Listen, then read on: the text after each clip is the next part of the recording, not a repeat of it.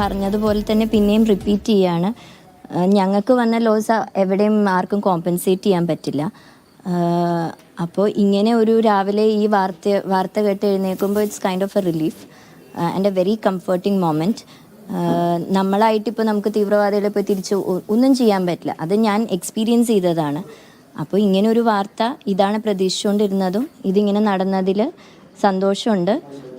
ഇനിയും ഇങ്ങനത്തെ തീവ്രവാദങ്ങൾ ഇന്ത്യക്കും ഇന്ത്യയുടെ ഉള്ളിൽ നമ്മളെപ്പോലത്തെ ഇന്നസെൻറ്റ് പീപ്പിളിനെതിരെ വരുന്നതിൽ ഇങ്ങനെ തന്നെ തിരിച്ചടിക്കണം എന്ന് ഞാൻ എൻ്റെ ഉറച്ച ശബ്ദത്തിൽ പറയുന്നു. ഇത് ഇങ്ങനെ ഒരു തിരിച്ചടി പ്ലാൻ ചെയ്ത് നടത്തിയ ഒരു അറ്റാക്കാണ്. നമ്മൾ കുറേ കാര്യങ്ങൾ മുൻകരുതൽ എടുക്കുകയും കുറേ കാര്യങ്ങൾ തീരുമാനിച്ചൊക്കെ ചെയ്തതാണ്. ഒരു സ്ട്രാറ്റജിക് മൂവ്മെൻ്റ് ആണ് നടന്നിരിക്കുന്നത്. ഒരു പൗര എന്നതിനപ്പുറം എന്താണ് പറയാനുള്ളത്?